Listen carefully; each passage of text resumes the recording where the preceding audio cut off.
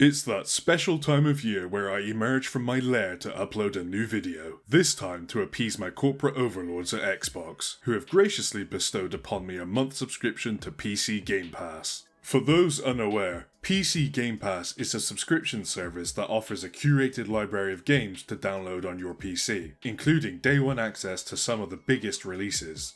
After spending countless hours sifting through the extensive catalogue, I've picked a handful of games that I think deserve your attention, featuring massive AAA titles, hidden indie gems, and even a couple classics that you might have missed. So, without further ado, let's dive into what's good before I retreat back into the shadows for a few more months. Forza Horizon 5. You got it! Forza Horizon is a spin-off of the Forza Motorsport franchise that shifts away from the professional simulator-style track racing of the original. Instead, it opts for a more accessible, arcade-like experience that's all about freedom, fun, and creativity.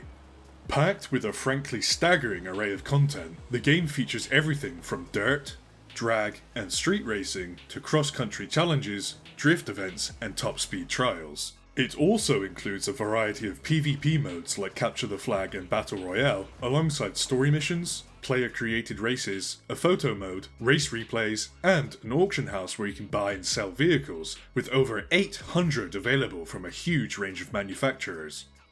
Additionally, the extensive customization options include a robust livery editor for personalizing your vehicle's visuals, and the ability to create detailed tuning profiles, allowing for truly unique creations that can then be shared online with the community. Overall, Forza Horizon 5 is an absolutely stunning experience that appeals to a wide audience, promising countless hours of enjoyment for both casual racing fans and die-hard car enthusiasts. Lonely Mountains Downhill. This delightfully charming indie game has a simple yet engaging premise: cycle down a mountain.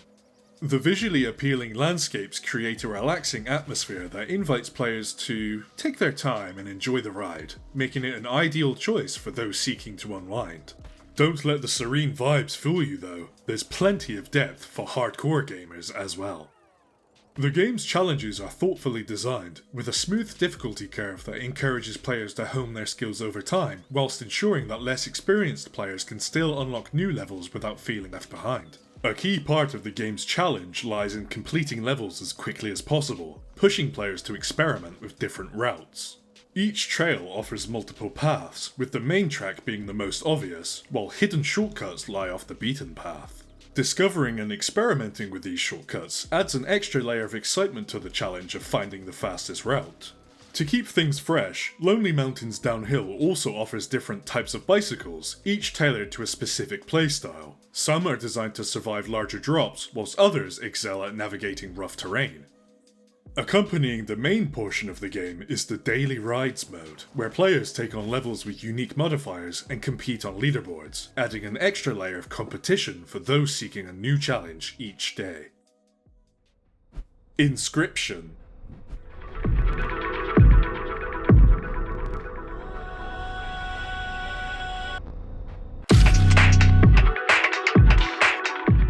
I'll admit that when I first saw Inscryption, I dismissed it as just another card game, but I am so glad that I was proven wrong. It masterfully combines roguelike elements with deck building and escape room style puzzles, all wrapped up in a thick layer of atmospheric horror.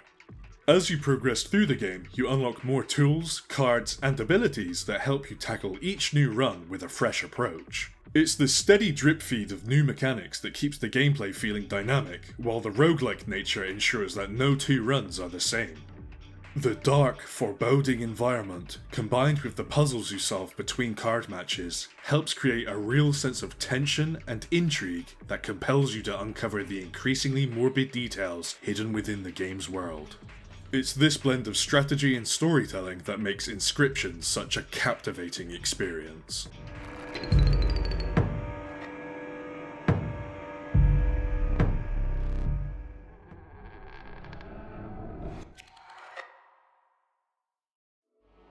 Dungeon Keeper 2. Long before the term colony sim was even coined, there was Dungeon Keeper 2, a game that, in its own twisted way, could be considered one of the grandfathers of the genre.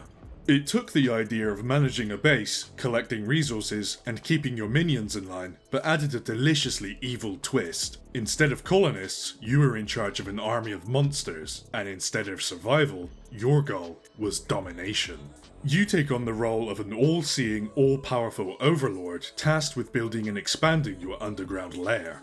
You'll dig out tunnels, construct rooms, cast spells, place deadly traps, and manage a variety of monstrous minions, each with their own unique roles and desires. The story missions primarily focus on building up your forces before launching an assault on the nearby good guys, noble heroes who are ironically the enemies in this twisted, humorous world. A joyous land filled with light and music. Let us silence their wailing voices once and for all. Success hinges on balancing defense, economy, and assembling a formidable army to crush the forces of good. In addition to the main story missions, Dungeon Keeper 2 also offers the My Pet Dungeon mode, which provides a more relaxed, sandbox-style experience. This mode focuses on simpler objectives and gives you greater freedom to build and experiment with your dungeon at your own pace, making it perfect for players who enjoy creativity and exploration without the pressure of constant battles.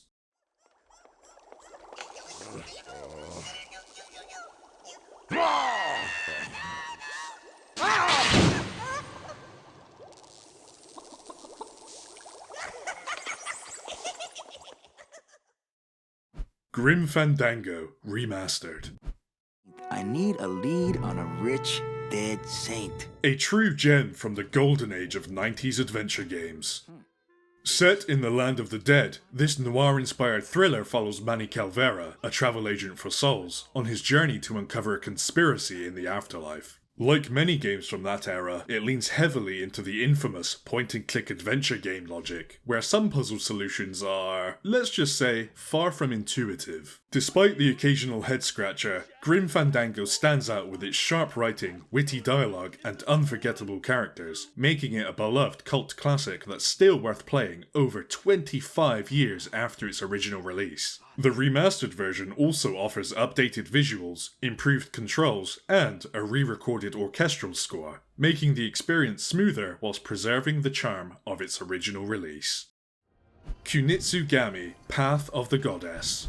I'll be honest, this is another one of those games that I initially overlooked, but ended up being really glad that I gave it a chance. Released back in July of 2024, it's flown completely under the radar and, quite frankly, not getting the recognition that it deserves. Once you dive in though, you'll quickly realise it has a lot to offer.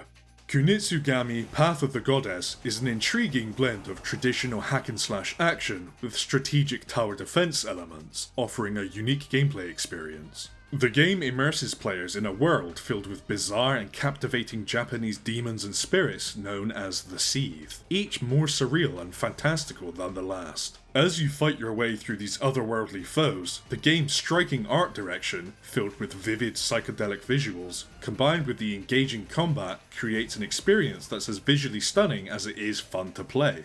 Your core objective revolves around rescuing villagers who have been corrupted by the evil spirits. Once saved, these villagers can be assigned roles such as melee tanks or ranged attackers, turning them into valuable allies in your fight against the Seethe. The minute-to-minute gameplay consists of strategically placing these units and coordinating their efforts to fend off waves of enemies, all while protecting the princess as she makes her way to the Torii Gate, which she must purify in order to stop the enemies from spawning.